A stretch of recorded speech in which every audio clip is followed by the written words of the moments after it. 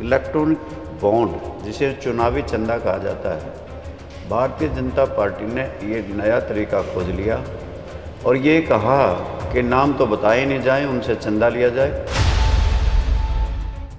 विपक्ष ये कह रहा है कि इन्हें लोग वोट काटू पार्टी के तौर पे आई है कि मंत्री के तौर से ही सेवा नहीं होती, समाज सेवा तो, लोगों की सेवा तो बिना पद के भी हो सकती है। जेजेपी पार्टी भी चुनाव लड़ने की कह रही है कि 10 की 10 लोकसभा चुनाव लड़ेंगे, तो उसका कुछ असर पड़ेगा जी इन चीज़ों पे?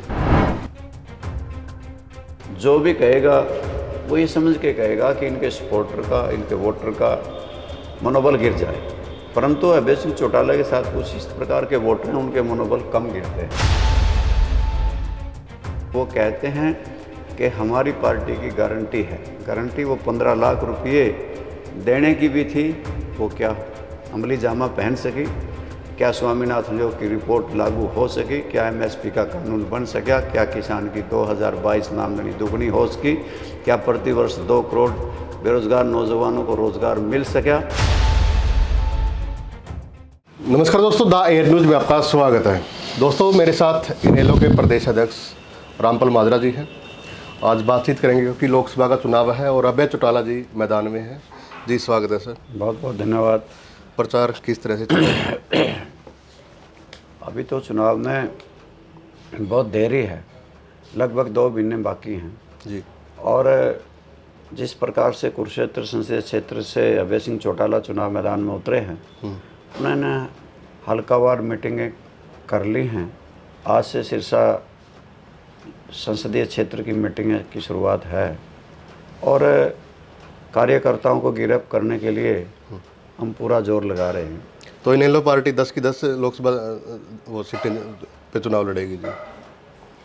इंडियन नेशनल लोकदल ने एक कमेटी बनाई हुई है, वो अपने अपने जिलावार जा कर के, संसदीय क्षेत्रों में जा कर के एक रिपोर्ट तैयार उन्होंने की है, उसका अध्ययन किया जा रहा है, उस पर बातचीत हो रही है।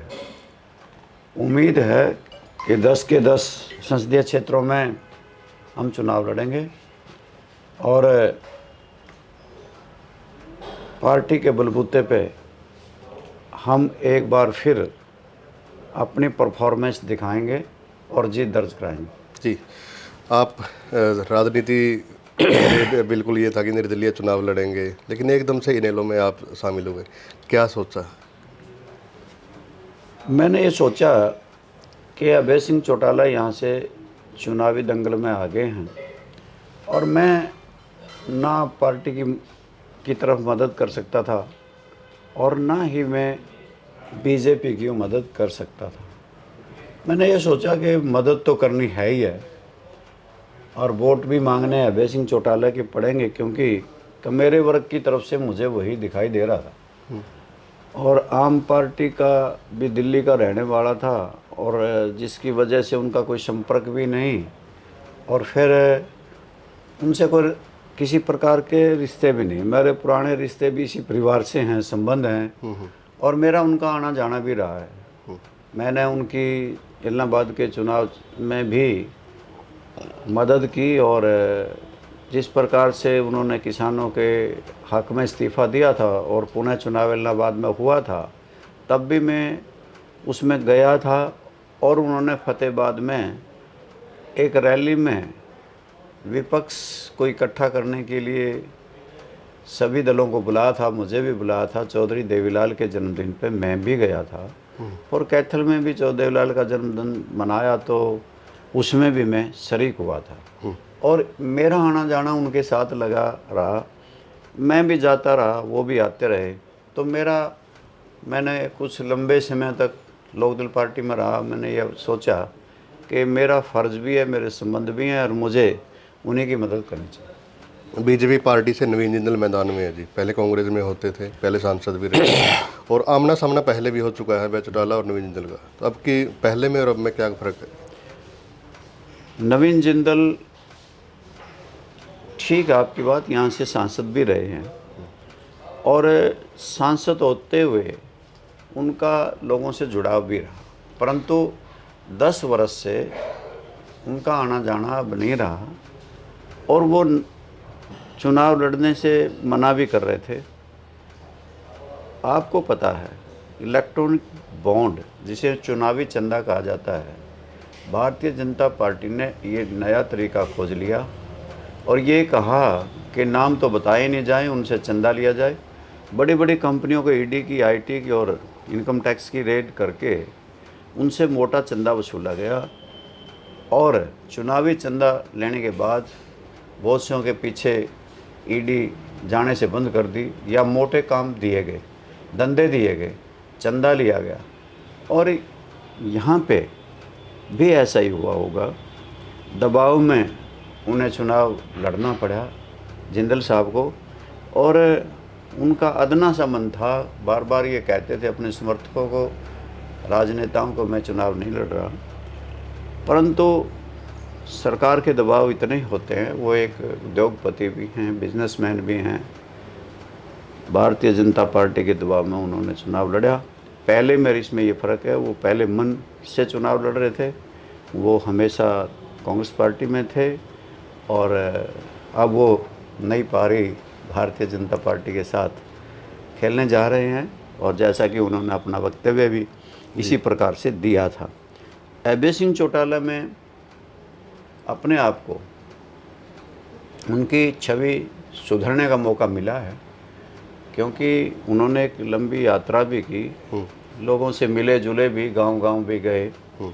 उन्होंने किसान आंदोलन में जब हिंदुस्तान भर के किसान दिल्ली के चारों तरफ जमा हो चुके थे, बैठे थे, बच्चे, बूढ़े और जवान, और 3 कृषि के काले कानून आए थे जिसमें एमएसपी नहीं रहेगा, ज़मीनों के मालिक बड़ी कंपनियां हो जाएंगी, बड़ी कंपनियों को ब्लैक मार्केटिंग की इजाज़त होगी, उसके विरुद्ध इतना बड़ा आंदोलन अपनी ज़िंदगी में कभी नहीं देखा। 700 से ज़्यादा जानें चली गई थी।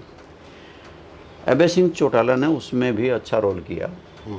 वहाँ पे जाकर के हॉस्पिटल खोले बॉर्डर पे, दिल्ली के बॉर्डर पे उनको भंडारों में योगदान दिया, जनरेटर दिए और हरियाणा की विधानसभा से त्यागपत्र दिया। इससे उनकी छवि में निखार आया।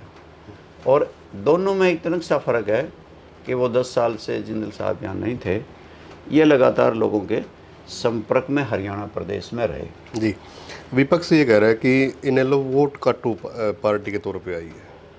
सभी राजनीतिक दलों को चुनाव लड़ने का अधिकार है, वो उनका नज़रिया होगा प्रचार करने का, वो कह सकते हैं इस बात को। जो भी कहेगा वो ये समझ के कहेगा कि इनके सपोर्टर का, इनके वोटर का मनोबल गिर जाए। परंतु अभय सिंह चौटाला के साथ कुछ इस प्रकार के वोटर हैं, उनके मनोबल कम गिरते हैं और ना वो मुरझाते हैं, वो लड़ते रहते हैं, संघर्ष करते रहते हैं। मैं इसमें वोट काटू कौन होगा, ये तो समय साबित करेगा। ये तो समय बताएगा किसकी वोट ज़्यादा आई, किसकी कम आई। ये चुनावी प्रचार करने का तरीका है। जेजेपी पार्टी भी चुनाव लड़ने की कह रही है कि 10 की 10 लोकसभा चुनाव लड़ेंगे, तो उसका कुछ असर पड़ेगा जी इन चीज़ों पे? ये उनका राजनीतिक दल है, वो लड़ सकते हैं, सबको अधिकार है चुनाव लड़ने का।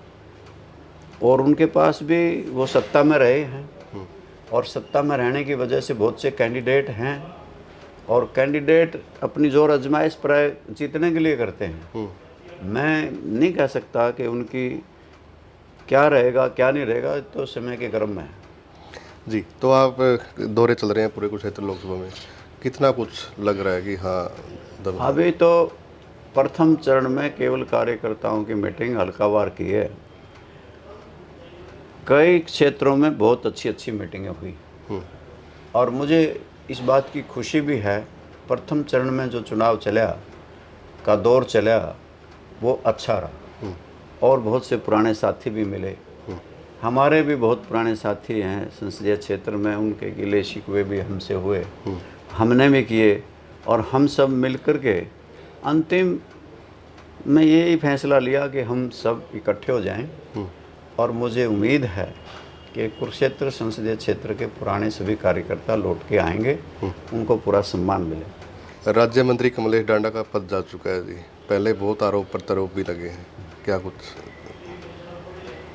बस उन्हें इस बात के लिए कहूँगा कि वो जनसेवा में लगी रहें और जनता की सेवा में समर्पण भाव से काम करें, बजाय इस बात के लिए कि मंत्री के तौर से ही सेवा नहीं होती। समाज सेवा तो, लोगों की सेवा तो बिना पद के भी हो सकती है।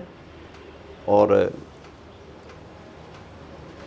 मैं उनके बारे में और ज़्यादा क्या टिक्का टिप्पणी करूँगा।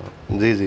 दैनिक भास्कर की एक खबर है सर, उसमें पिछले दिनों छपी थी, जिसमें कहा गया कि इंडिया जो इनेलो है, इसका प्रदेश स्तरीय जो दर्जा है वो ख़त्म होने वाला है, क्योंकि 6% से अगर ज़्यादा वोट। बहुत से राजनीतिक दल हैं यहाँ पे, और वो क्षेत्रीय दल हैं।